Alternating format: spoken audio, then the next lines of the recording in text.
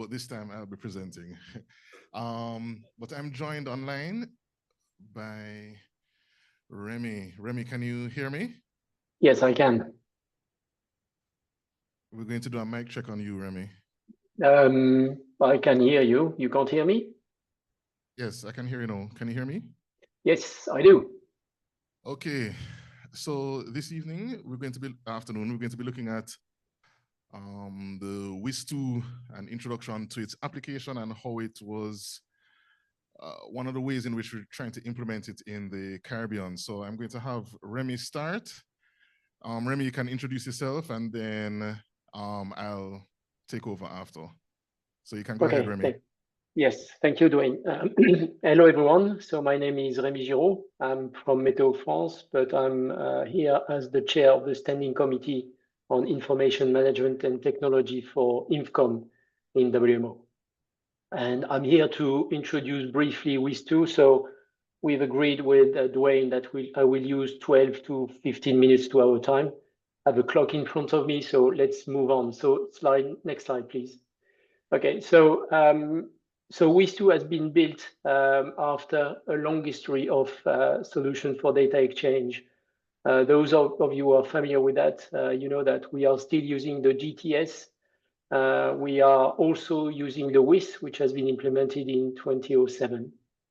However, two fairly recent events took place that is changing dramatically the scene for data exchange within WMO. So the first one is in 2019, the WMO reform, and with the Earth system approach. So instead of having, I would say, silos for each type of data, so weather, climate, ocean, cryosphere, and so on and so forth, the idea is in terms of organization to have one unique approach. So that's why we have now INFCOM for the information, for the technical part, and SERCOM for the service part. The second aspect is the adoption of WMO data policy, the Unified Data Policy, now called Resolution 1, which means that much more data needs to be exchanged by the members according to that policy. And the second effort is the GBON, the Global Basic Observing Network, which also increase the quantity of data to be exchanged. And basically, there was the agreement that the current systems that we are using, so mostly the GTS, it was not fit for purpose.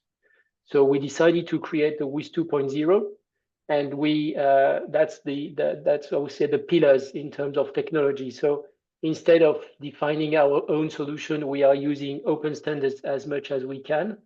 It means that we can use open source, and it means that the solution is, in a sense, simpler. So for those used to data exchange within our community, you are using specialized software called the message switching system, which were quite complex, most of them costly, and WIS 2.0 is changing the game. Next slide, please. So in terms of documents, because it's a standard within WMO, we have guide, we have manual. I will not go through that, but it means that all the documentation and all the approval mechanism for WIS2 have been done. And next slide is the timeline of the adoption. So you can see that in 2023, Congress 19 approved the documents. Then we had further implementation of further details in terms of documents at INFCOM 3 and Executive Council last year. And since the 1st of January 2025, we are in the operational mode, and we have started the migration from the current system to WIS2. Something which is very important to note is that at the end of the transition period, so 2023, the GTS as we know it will cease to exist. So it means that every member of WMO has to do some action in order to migrate to WIS 2.0. And you will see later by Dwayne an example of that migration. Next slide, please. Next. So in terms of wording, you will hear fairly frequently two terms from me and from the WIS2 people. So the first one is the WIS2 node. So the WIS2 node is a system, a software that is needed for members to publish and receive data out of WIS2. And all these systems are glued together using something called the global services. And we have defined 4 global services. Next slide, please. And I will come back into that. So the detail are here in terms of the just said. So WIS2 node is the platform for data exchange. That's where you make available your data as a user, and you can also download the data. If you are not a member of or an NHMS or allowed to publish data on WIS2, you can still get data out of it. You will use, I would say, a simplified version of the WIS2 node, typically something to download the data from WIS2. We are still keeping the terminology that we had in the past. So in the WIS, so NC are national centers and DCPC are centers of regional importance. So typically Belize, using the example for Dwayne, is an NC, a national center, whereas ECMWF or UMETSAT are running DCPCs. Then briefly in terms of protocol used, yeah, you can stay on this one. In terms of protocol used, we are mainly using 2 protocols. One is MQTT, and the second one is HTTP. So why are we using MQTT and HTTP? So basically, compared to the GTS, which is a push technology, we have decided for WIS2 to use a pull mechanism. So instead of having a fixed mechanism sending the data to your neighbor as on the GTS, we have a much more dynamic approach. However, considering that in many cases we are talking about real-time data, it's important to know when new data is available. And we are using MQTT to inform the system, I would say, WIS2, that there is new data available. So basically, a WIS2 node is going to publish a notification message, as we say. The notification message will be obtained, I would say, by the global broker, and that notification message will be available everywhere in the world. So we have 4 global brokers. I will come back to that in a moment. So that's the notification message. So basically, I have something for you. And then as a user or as part of the system, so typically here, the global cache, when there is something that is useful to me, when it's important to me, based on the information I just received on the notification message, I can act on the download of the new data. And the global cache are here to make sure that critical data, essential data, important data for real-time operation are available in many instances. It provides redundancy, scalability.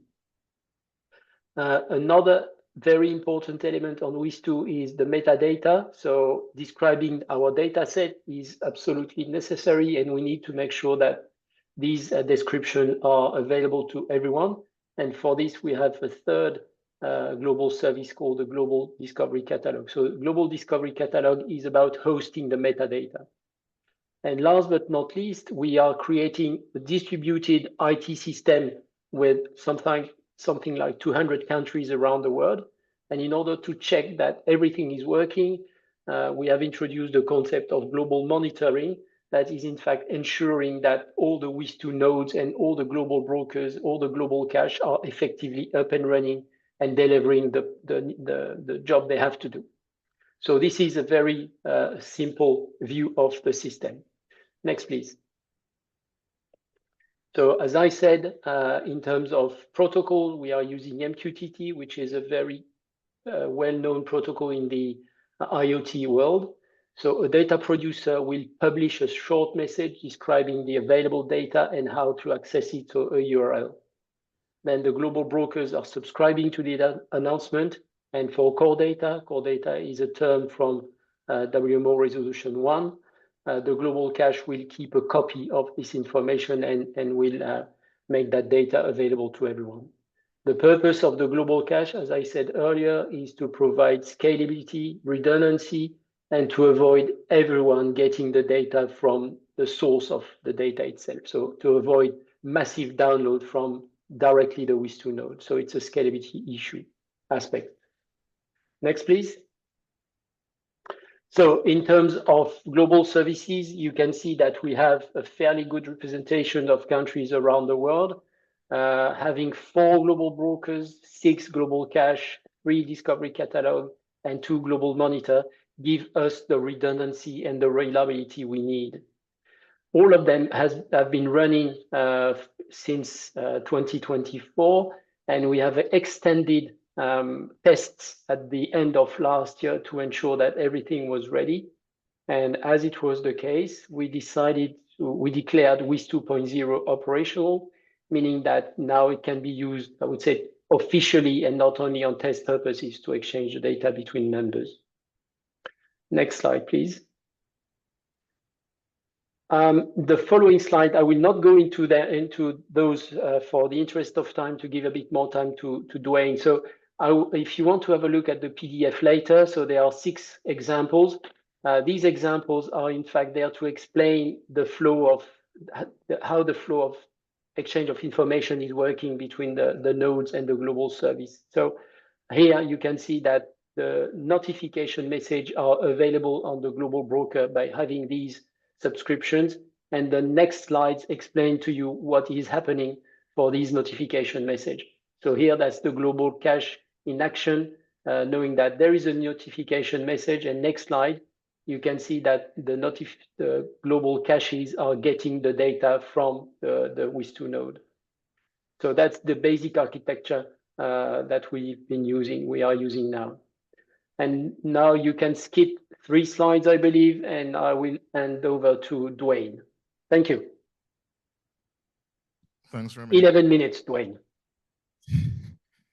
Okay, so in 2023, we went to Trinidad for a training on this technology. And we learned how to install the WIS2 box. And here we have the list of countries. If you go to wiscaribbeancmo.org, you'll see that we have a regional node, partly because most countries weren't able to set up a node for themselves. So we have a regional node, and currently all those countries to the side are part of that node. However, when we got to that training, at the end of the training, there were concerns among some countries on how the data would get to the WIS2 box. Again, as I mentioned earlier this morning, for the more established countries, it would be easy. They already have an established data flow. But for us, that was the question. Initially, there was an FM12, there still is. The FM12 message is a coded message that is sent hourly from each of our countries. We would need to send or upload a text file with the message inside it. So at the end of the training, that was the way in which we would be getting the data into the WIS2 box. Later versions of the WIS2 box, the WIS2 box is the application that acts as the node, right? So later versions, they introduced a front-end interface that observers would type that message into the interface. And that is what is currently happening for most regional countries. Every hour, the observers go to the WIS2 box and enter that message. So that current regional situation highlights some issues and inefficiencies that I think we can solve. For example, number 1, we have a repetitive data entry system. So for example, our observers, they go out, they do the observation, they write it in an OBS book. Some persons enter it in an Excel file. Then they're sending it on the GTS and then sending it on the WIS2 box. To me, that don't make no sense, right? The WIS2 is pushing a kind of automated system, automated weather stations.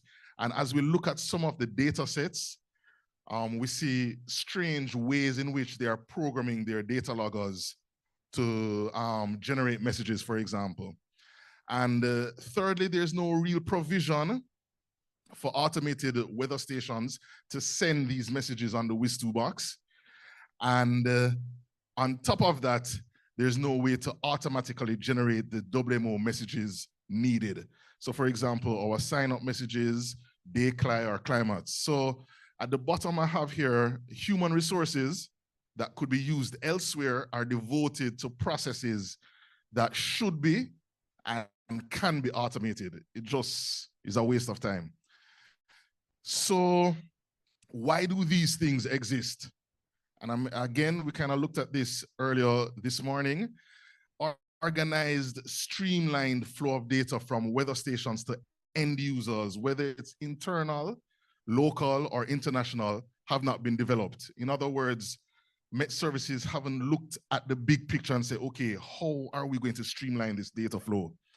We have a wide range of international users, local users, and internal users, and that is really needed. Again, these wide range of data sets are relying more on automated observations, your early warning systems, international exchange. And so as Met Services, we need to kind of think through these things. What kind of data is needed for our stakeholders? What types of sensors are to be used? What type of data loggers? How would the data loggers work? Is there a central location for our data management and reception for exchange? And is there a managed flow of data from the weather stations to our stakeholders in near real time? Some regional services haven't given much thought to these things, and as a result, we are unable to meet these responsibilities. So I have here a kind of a very basic flow diagram. We have our weather stations.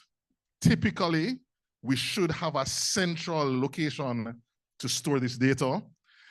There ought to be some kind of real-time ingestion process.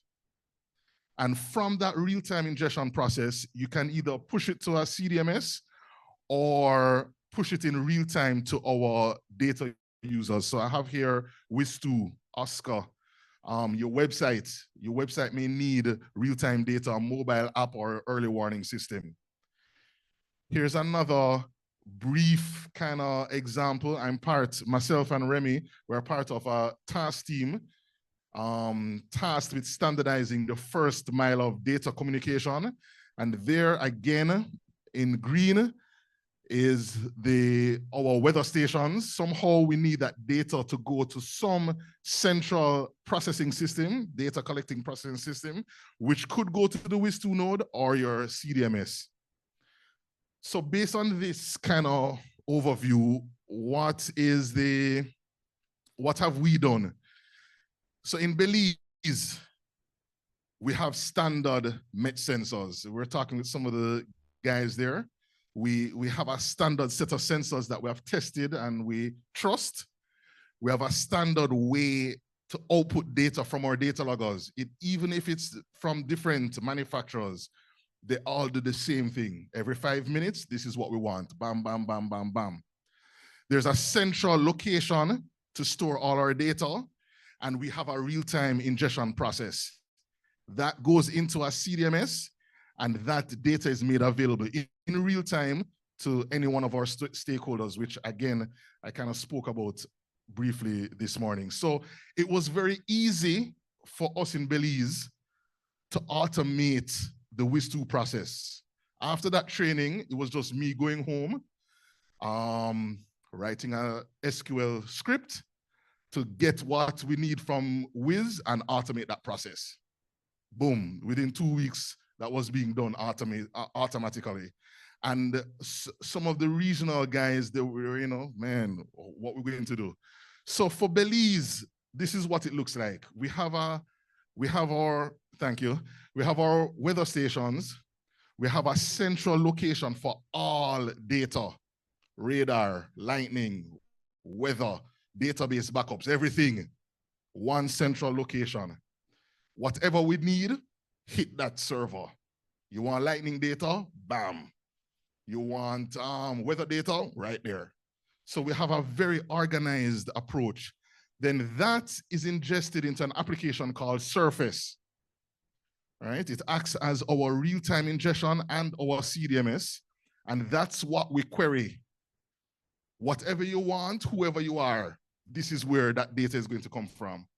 And so we can provide real-time data for WMO purposes, station metadata, and through the REST API, which I spoke about earlier this morning, we can get it to our data users. So Surface is an open source solution. Next slide, please. It supports real-time data ingestion from NOAA's LRGS if you're using satellite data and you have an LRGS account. I know most countries don't. I know Bahamas has, Dominica has, Belize has. Literally, I'll show you very quickly. You enter your LRGS account and it can ingest that raw data. It ingests AWS files from an FTP server.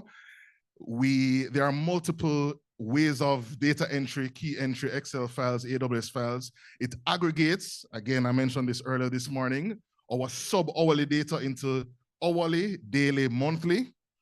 It monitors our weather station performance and data flows and stores our metadata. It runs our automatic QC procedures and it generates WMO messages. We're starting with one and moving on to the next as time goes on. And it automatically pushes to either the regional WIS toolbox, or if you're running a local WIS toolbox, it will push to that as well. Again, it can be found on GitHub, and there's a test site. If you're interested in it, you can we can look at it later. And the tech stack is comprised of is a Docker. It runs 6 containers, 6 or 7. Postgres with timescale DB, Python and Django framework. Vue.js is the front end, and some other technical stuff which I won't get into. Next slide, please. So here's an example of St. Martin. We tested them with entering their manual observations, and they were able to see the data. This is stuff that we test all the time. Here you can see a station report of the real-time data, just giving you some quick screenshots of it. When your data, next slide, please. Okay, so how can it be integrated into an NMHS? Next slide. First, you install it. Most times when persons are giving you an application, it can be difficult to install. What we have done is made it very easy for you guys. So Ubuntu, you run a couple commands to update Ubuntu, and it actually creates a wizard for you, like Windows, right? Point and click. You literally just point, click, enter your information, and it installs the application for you, just like a regular application. Next slide, please. So when the application is there, your stations can be associated with either Oscar or WIS toolbox. That association enables you to push automatically to Oscar or the WIS toolbox. Next slide, please. Your metadata, you enter your metadata. If you look at the end, you see enable push to WIS2. You enter the basic WIS2 information required for a message. Next slide.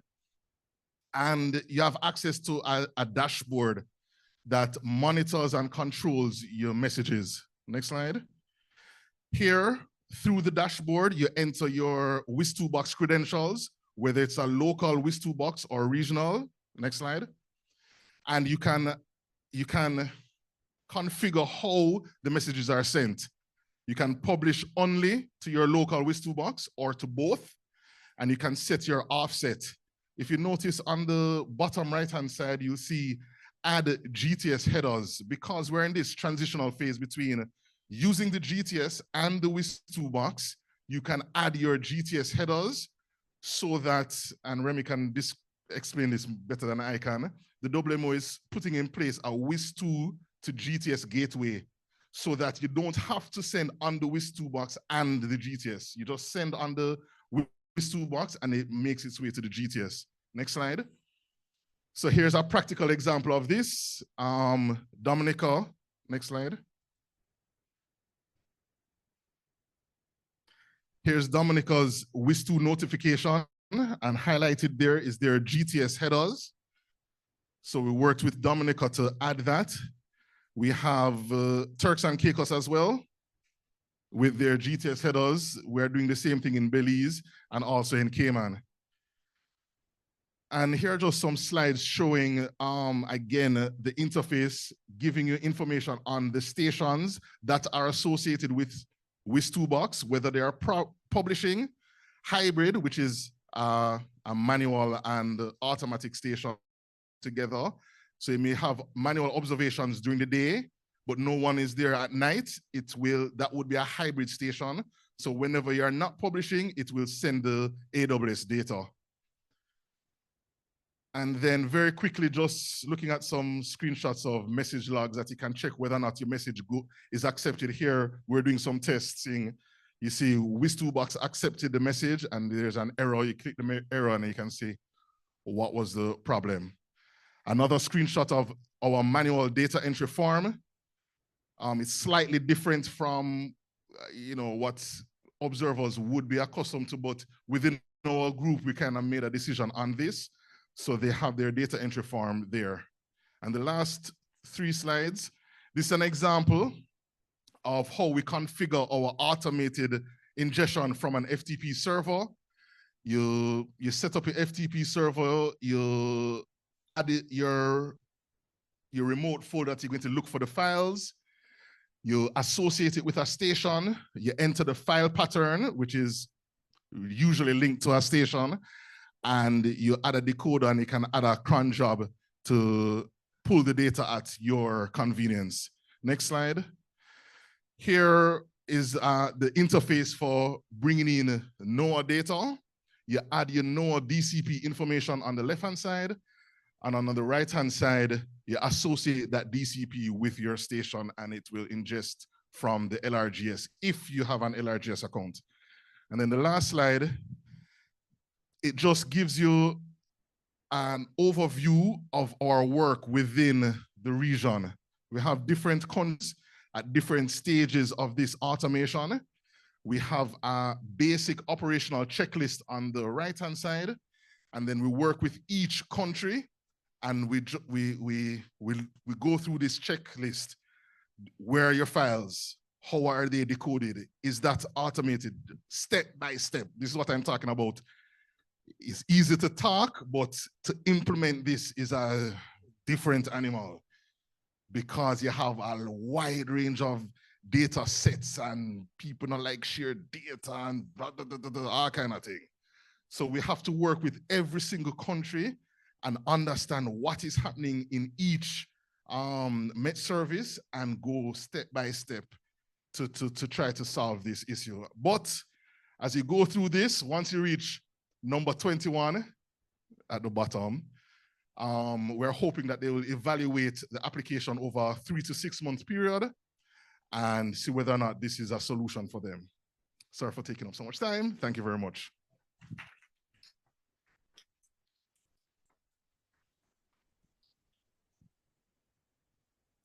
Questions? And I think Rémy is online, so if you have any questions on WIS2, you can also ask him. Thank you. I would like to ask you, you show at the beginning of your presentation an example on the FM12 sign-up code. Is it also usable for FM13 ship code, for example, from the Voluntary Observing Ship program?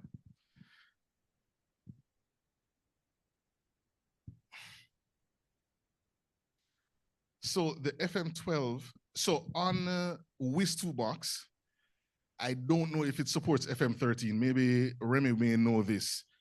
I suspect it would. So you can enter the FM12 coded message in the WIS toolbox and get that data. However, on surface, we're not entering coded messages. We're entering the actual data. And that data is then actually converted into a CSV file, and there's a CSV to buffer conversion done in the WIS toolbox. So it's not a coded message, which is a departure from what our observers would normally do. They would normally enter a coded message in their OBS book and if they're doing Excel. However, we just want the raw data because we are exchanging in buffer.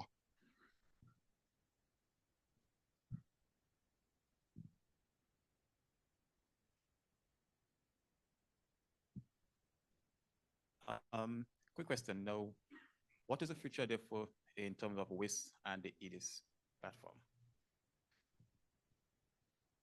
EDIS, you guys would normally use EDIS to send your messages, and Rémy may be able to answer that a little bit better than I. You guys are using EDIS to send your messages, but that goes on the GTS again after 2033, I think. GTS will no longer be there. You can go ahead, Rémy. I'm not really familiar with EDIS, so I'm not sure what is what we are talking about here and how exactly it is working. So typically at the moment, if one way or another you are somehow pushing or receiving data on the GTS, then by 2033 you will have to switch to WIS 2.0. Right. So, this is like a, it's a MSS. Yeah. Yes. So you're going to have to. Exactly. So clearly there is a migration effort. So I'm not really familiar with the technical implementation of EDIS. I don't know exactly what it is, but we have started to work with many countries and with many different data communication platforms to ensure that they are migrating to WIS 2. So typically in the satellite environment, the DCS, DCP is also moving towards WIS 2. The DBNet is moving towards WIS 2, etc. So I'm not sure it's relevant for what you just asked. I can give some update on that. So last month, I participated in a meeting with the National Weather Service of the US, and they actually had a presentation on WIS 2 and its implementation in the US. And there's right now a public information statement input period that continues until the 6th of June for all the members to give input on the decision to adopt and implement WIS 2 within the National Weather Service. So if you actually search on, what is it called? Public Information Statement WIS 2, you should be able to find the spot at which you can provide input, and it is available to all WMO members to provide input on that plan from the Weather Service. Just to say that there's also a transition guide on the WMO website on how to transition from the GTS to WIS 2 if that's your desire. Yeah, so maybe as a complement to what was just said by, I'm not sure who, if you go to www.weather.gov/notification, you will see on May 1st a message requesting feedback on WIS 2.0. So I have been working with my colleagues in Region 4, so in Martinique and Guadeloupe. So they answer to our colleagues in NWS about that. So I think it's important for all of you to reply officially to ensure that NWS will continue doing what they have started to do on WIS 2.0. They are running 2 global services, so a global cache and a global broker, and they are running their own WIS 2 node, providing already quite a large amount of data. So I encourage you to answer to this notification message.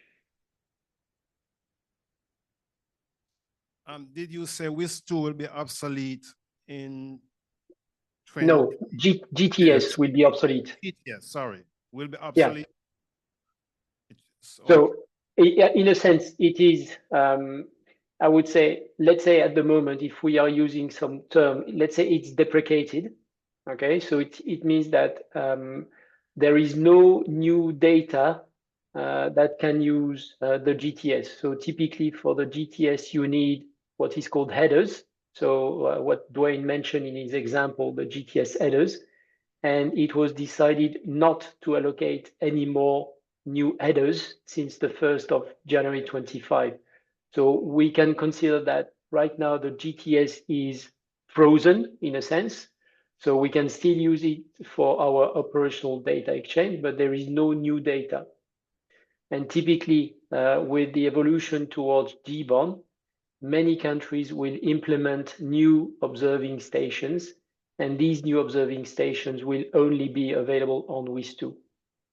The goal is to have completed 95% of the migration by 2030, and all the GTS will be activities will be stopped in 2033. So it means that by 2033, all NMHSs around the world will cease to use their MSS and will use a solution to provide a WIS2 node. One other, did I hear you say there's no real provision to automate messages? Could you repeat that, please? I didn't get it. So again, because WIS2 is relying on, in essence, real-time data from your automated stations, each service will have to look at how they are going to get that real-time data to the WIS node. So many services, some services, I don't want to say many, they haven't thought through how that is going to happen. And that's kind of what we're trying to help each country think through. When you have your weather stations, how will that data get to the WIS2 node? So when you have a reading at 12 o'clock, when someone goes on at 12:05, they'll see the live data. How does that happen? So, yeah. And it is hoped that by time GTS is no more, this will be ironed out. Right. Even before that, we're looking like right now. Yeah, so if I can complement what you just said, Dwayne. So from an international data exchange point of view, the message format to use is now buffer and has been for observation data, and it has been the case for years. So as part of the WIS2 in a box, and WIS2 in a box or WIS2 box is an open source implementation of the WIS2 node. In there, we have a mechanism that we are calling the pipelines that are transforming input data, typically in CSV, into the buffer that is mandatory to exchange using for WIS2 exchange, okay, which is mandatory to exchange now, but even more on WIS2. So typically, the pipeline that Dwayne is using is in fact transforming FM12 into CSV and CSV into buffer. That's the implementation of WIS2 in a box. Okay, there are other implementations, and as it is an open source software, if there is need for other kind of pipeline, it is always possible to implement them or to request on the GitHub of the project. There is a need to transform this kind of data into buffer for WIS2 exchange. So that would be my suggestion. Have a look on GitHub and ask those questions there, explaining exactly what you would need.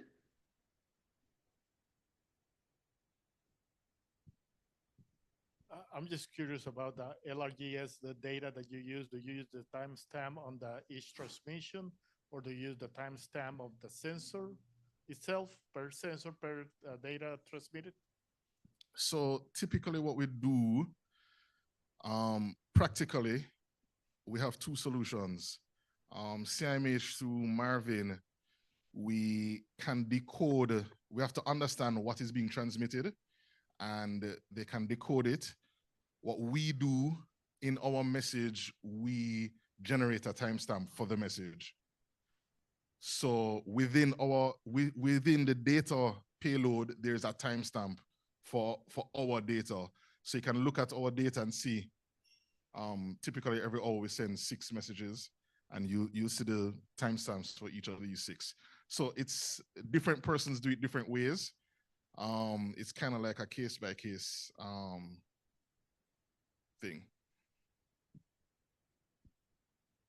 Question basically is on every transmission or data collection, each sensor is sampled at different times. So how did you know what time each sensor is sampled within that transmission? Again, that is linked to how you program your data logger, which we can get into. But yeah, that goes into another a whole other thing. But yeah, we can talk after. But basically, we know what we're doing in terms of our samples and what is output at that timestamp. Sometimes, and this is the problem, sometimes Met services don't know that. And sometimes I've seen it, and I may call it the names, because I don't want to get in trouble. We have seen raw data files come in, and not even a doctorate can solve some of these timestamp problems. And sometimes the manufacturers don't help us with that. So that's another issue, which again, I won't get into.